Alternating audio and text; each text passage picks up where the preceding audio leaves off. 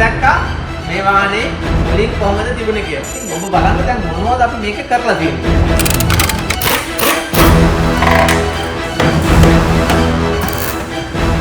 විවිධ මේක මේක හොඳ තියෙනවා පොචුන එක. කිව්වා වගේම වැඩේ කරා. බලන්න කොහොමද කියලා.